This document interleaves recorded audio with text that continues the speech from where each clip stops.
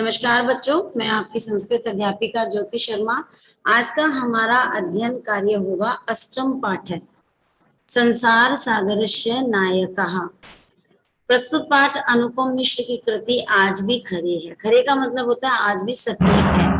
तालाब के संसार सागर के नायक नामक अध्याय से लिया गया है।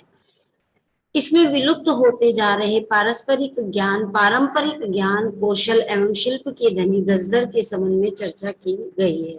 जो आज लुप्त हो जा रहे हैं धीरे धीरे, वहां पर कुछ पारंपरिक ज्ञान है और शिल्प के जो धनी, शिल्प मतलब जो कलाकारी के धनी है गजदर, उसके बारे में चर्चा की गई है। पानी के लिए मानव निर्मित तालाब बावड़ी जैसे निर्माणों को लेखक ने यहाँ संसार सागर के रूप में चित्रित किया है।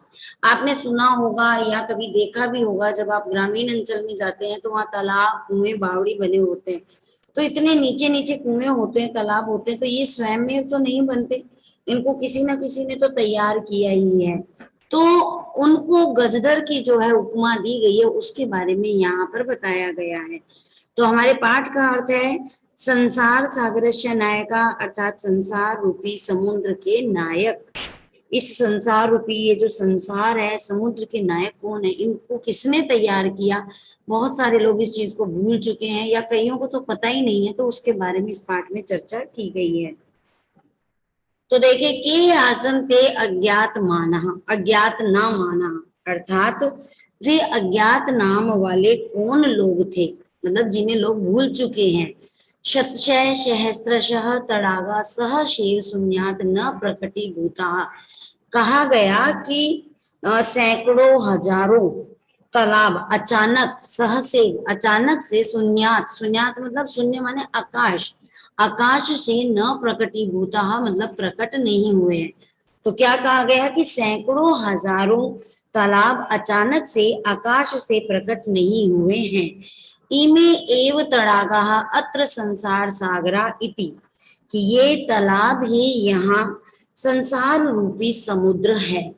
एतेषाम आयोजनस्य नेपथ्ये निर्मापयत्राणाम एककम निर्मात्राणाम च दशकम आसीत्। अब क्या बताया गया कि इन तालाबों का जो एतेषाम आयोजनस्य, इन तालाबों का जो आयोजन है, मतलब इनको जिसने निर्माण किया है, पर्दे के पीछे, नेपथ्य माने पर्दे के पीछे, जो पर्दे के पीछे सारा काम करता है, उनका महत्व रोल जो है वो इम्पोर्टेंट होता है। तो देखो, पर्दे के पीछे बनवाने वाले निर्मापयत्राणाम अर्थात बनवाने वालों की इकाई और बनाने वालों की दहाई थी। जो बनवाने वाले थे वो इकाई में थे, पर जो बनाने वाले थे, मतलब जो निर्माण करने वाले थे, कार्य करने वाले थे, वो दशकम थे, दहाई थे। एतत् एककम दशकम च आहत्य शतकम सहस्त्रम व रचयत स्म। क्या कहा कि ये जो है एककम और दशकम, अर्थात ये इकाई और दहाई जो है वो मिलकर सैकड़ों, शतकम सहस्त्रम व रचयत है, सैकड़ों अथवा हजार बनाते थे। मतलब होते तो ये कितने थे? होते तो ये 1 और 10 ही थे, इकाई और दहाई होते थे, पर जब ये मिल जाते थे तो ये मिल करके सैकड़ा अथवा हजार बनाते थे। परंतु परम विगतेषु द्विशतवर्तेषु, परंतु पिछले जो विगत द्विशत मतलब 200 वर्ष जो है, उनमें नवीन पद्धति, नूतन पद्धति, अर्थात नूतन पद्धति ने समाज यत किंचितम पठित, यत किंचितम मतलब जो कुछ भी समाज ने जो कुछ भी पढ़ा है। तो ये तो हो गई कि आज तक हमारे समाज ने जो जाना है उसके बारे में बात हो गई। आगे देखो, तेन समाजेन एककम दशकम सहस्त्रकं च इत्येतानि शून्य एवं परिवर्तनानि। अब क्या कहा कि परंतु जो भी पढ़ा है उस पढ़े हुए समाज ने इकाई दहाई और सैकड़े को इत्येतानि शून्य क्या कर दिया, उसको शून्य में ही परिवर्तनानि अर्थात शून्य में ही बदल दिया, क्योंकि अब लोग इतना जानते नहीं है।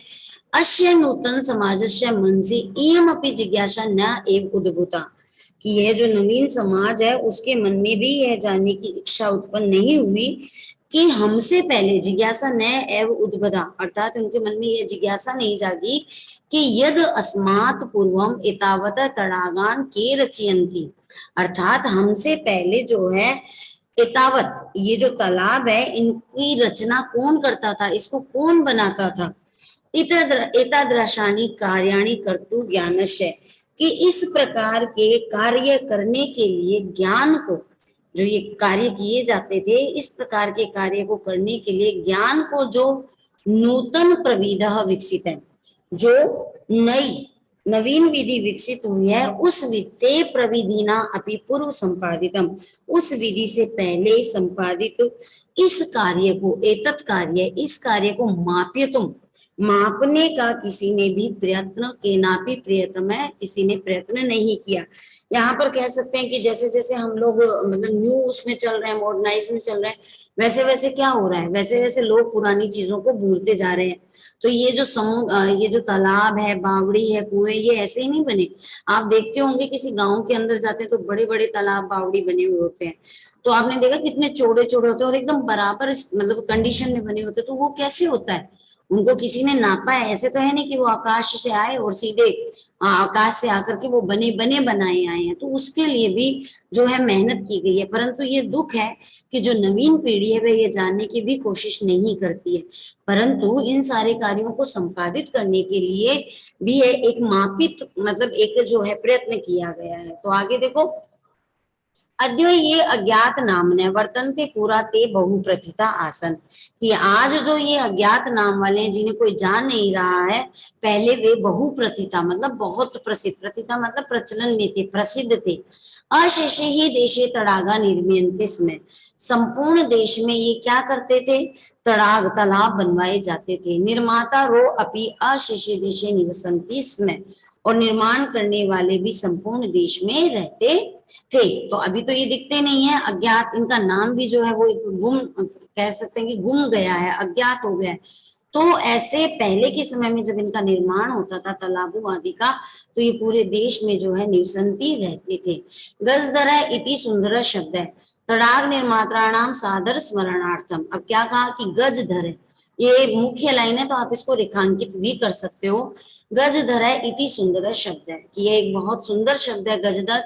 तड़ाग निर्मात्राम, जो तालाब का निर्माण है वह सादरम स्मरणार्थम, सादरम मतलब आदर पूर्वक जो है उसको याद किया जाता है। तो तालाब निर्माण करने वालों का आदर पूर्वक स्मरण करने के लिए, उन्हें याद रखने के लिए गजधर ऐसा सुंदर शब्द था, इन्हें गजधर नाम दिया गया था। राजस्थान से केषुचित् भागेषु शब्दो अयम अद्यापि प्रचलति, कि राजस्थान के कुछ भागों में यह शब्द जो है आज भी प्रचलित है। शब्दो अयम, यह शब्द अद्यापि प्रचलित, आज भी प्रचलित है। क गजधर है, कौन है गजधर, यह, अब देखो ये क्वेश्चन है कि क गजधर है, गजधर कौन है। यह गज परिमाणम धार्यति स गजधर है, कि जो गज परिमाण, गज परिमाण का मतलब क्या हुआ, जो लंबाई चौड़ाई गहराई मोटाई मापने की एक लोहे की छड़ होती है, जिससे कि उस जो भी बनाया जा रहा है उसका लंबाई चौड़ाई गहराई मोटाई मापा जाता है, तो उसे कहते हैं गज परिमाण। तो धार्यति, वह गज परिमाण को धारण करते हैं, वही गजधर है। सह गजधर है, वह गजधर है। गज परिमाणम एवं मापन कार्य उपयोजते। अब क्या कहा कि गज माप का ही मापने के कार्य में उपयोग किया जाता है, मतलब गज जो है मापन की जो काम होते हैं उनके लिए इसको उपयोग किया जाता है। समाजे त्रिहस्त परिमाणात्मिक लोह यष्टिम हस्ते गृहीत्वा चलन्तः गजधरा इदानी शिल्प रूपे न एव समादृतः सन्ति। क्या कहा कि समाज में, ये जो समाज है उस समाज में त्रिहस्त, तीन हाथ के नाप की जो लोहे यष्टिम, लोहे की छड़ को हस्ते ग्रहीत्वा, हाथ में ग्रहण करके, चलते चलते हुए, गजधरा गजधर, इस समय इदानी, इस समय शिल्प रूपेण, शिल्पकार के रूप में, आदर को न एव समाद्रता संति, अर्थात आदर को प्राप्त जो है वो नहीं होते हैं। गजधर यह समाजस्य गांभीर्य मापियत, कि गजधर यह जो समाजस्य, समाज की, गांभीर्य मतलब गहराई, गंभीरता, गहराई को मापियत माप सके, इत्य अस्मिन रूपे परिचित है, इस रूप में जाना जाता है। तो गजधर किस रूप में जाना जाता है, जो समाज की गहराई को माप सके, इस रूप में जाना जाता है। तो देखो इतना गजधर के बारे में बताया। आगे क्या कहा गया गजधारा के बाद में कि गजधरा वास्तुकारा आसन। जो गजधर होते हैं वे वास्तुकार थे। वास्तुकार का मतलब क्या होता है, जो भवन आदि का निर्माण करते हैं वो थे। पहले गजधर ये सब काम करते थे, आज भी करते हैं, परंतु आज उनका रूप जो है वो चेंज हो गया है। गजधर वास्तुकारा, गजधर जो है वो वास्तुकार अर्थात भवन आदि का निर्माण करने वाले थे। कामम ग्रामीण समाजो भवतु नगर नागर समाजो वा तस्य नव निर्माण से। क्या कहा कि ये चाहे ग्रामीण समाज में हो, ग्रामीण समाज हो, भवतु, भवतु माने होवे, लोट लकार है ना, तो चाहे ग्रामीण समाज में हो अथवा नागर समाज हो, मतलब नगर समाज, नगर समाज का मतलब शहरी समाज हो, वा तस्य नव निर्माण से, उसके नव निर्माण, सुरक्षा प्रबंधन से, उसकी सुरक्षा प्रबंधन का दायित्व जो है वह गजधरा निभा लेयंती। इसमें गजधरा ही क्या करते थे, उसकी सुरक्षा प्रबंधन का जो दायित्व निभाते थे।